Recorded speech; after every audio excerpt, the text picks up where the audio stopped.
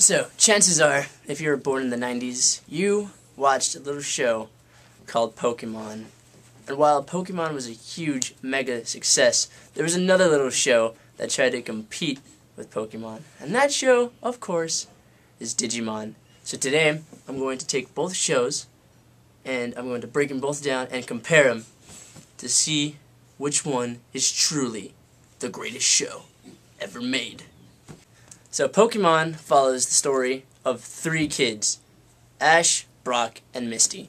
And now when people say they don't have much of a personality, I really disagree.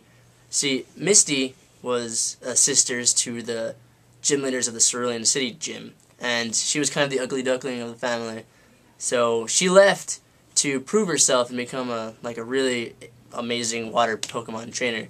While Brock, on the other hand, was the Pewter City gym leader, and he was forced to take care of his family after his father stepped out on him. He was like I said, I guess he inherited the Pewter City gym and was forced to do it because he really wanted to become a Pokemon breeder. Now Ash.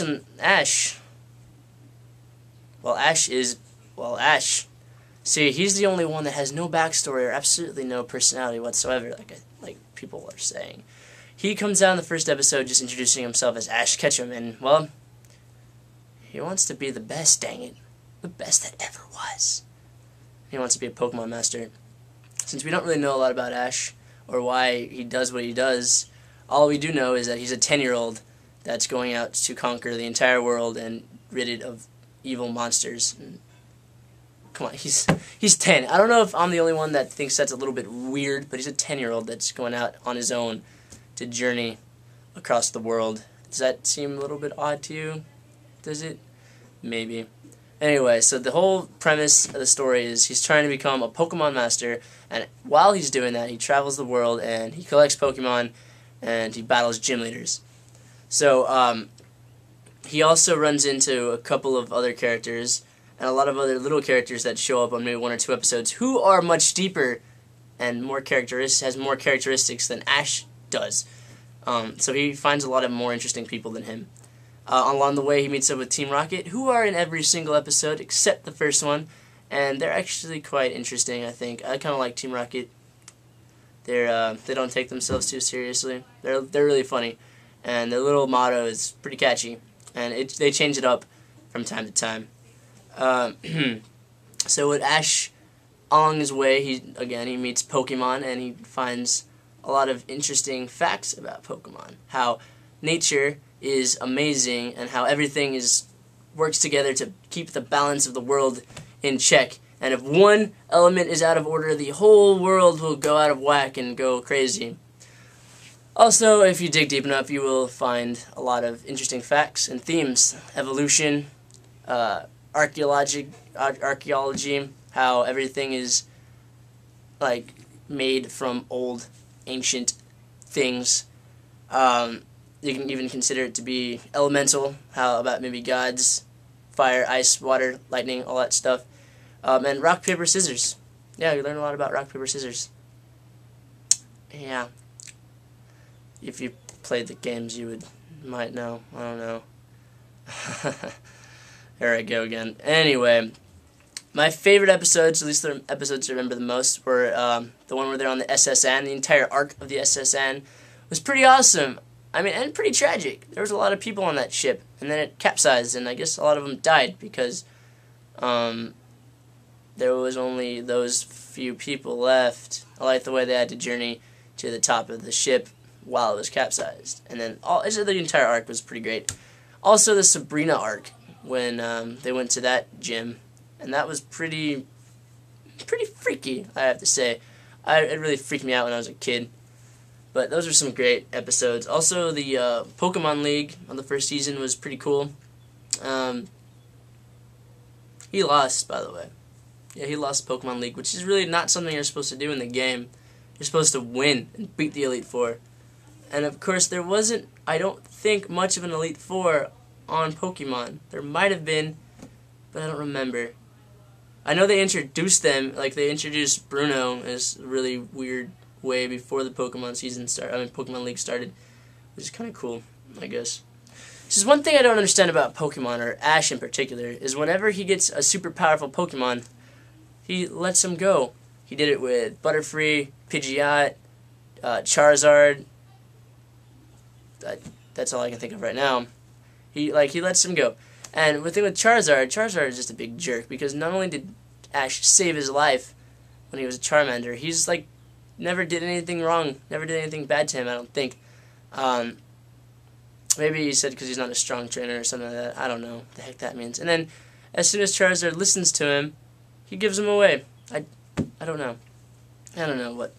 Anyway, so I watched about 2 seasons of Pokemon. The original, which I really liked, and the second one, the Orange Island, which was okay.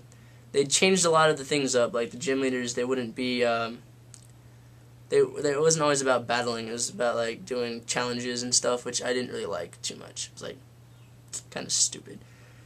So once Johto League came around, I'm guessing that's the 3rd season, I kind of stopped watching Pokemon. Pokemon was not my friend anymore. So we're going to go ahead and go to Digimon, the series, Digimon the anime, and we're going to talk about that. So it's kind of weird how I stumbled upon Digimon. It was when I was like really a Pokemaniac, Pokemon fan, and I must have done something really bad because my parents banned me. They grounded me from all Pokemon materials, TV, games, cards, everything. So I was pretty cool. And what I did is when I went and I knew that Digimon was also on around the same time as Pokemon was, so I started watching Digimon. And then my mom walked in and said, "You better not be watching Pokemon." And I was like, Nah, I'm not watching Pokemon. I'm watching Digimon." Yeah, completely different. And my mom looks at me, I could tell that's when she gave up on me, like, forever. So that's probably really good. So anyway, people always like to compare Digimon and Pokemon, and they say that they're pretty much the same show. And even worse, people say that Digimon is just a big ripoff of Pokemon, which is not true at all. Digimon was a great show, and maybe the concepts were a little similar, but the shows and the anime and everything was completely different. So I'm going to go ahead and tell you one reason for one reason, and that's not even that big of a reason. In Pokemon, Ash chooses his journey. He chooses to go on a Pokemon journey. On Digimon, the 7 kids are chosen. So they're called the Digidestined, or the Chosen Children in Japan, which kind of makes more sense. They only stick with one Digimon on Digimon, and Pokemon, they have a whole bunch of Pokemon. Anyway, the Digimon story, which really differs from Pokemon, the Digimon story is massive and deep and really, really sucks you in.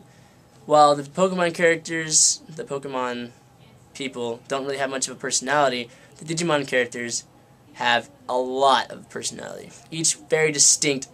You really do fall in love with the characters, and you really want them to succeed, especially near the end. So anyway, what happens is, in the first episode, they talk a little bit about how the world is like going out of whack, how it's snowing in places where it shouldn't, and how it's pretty much global warming.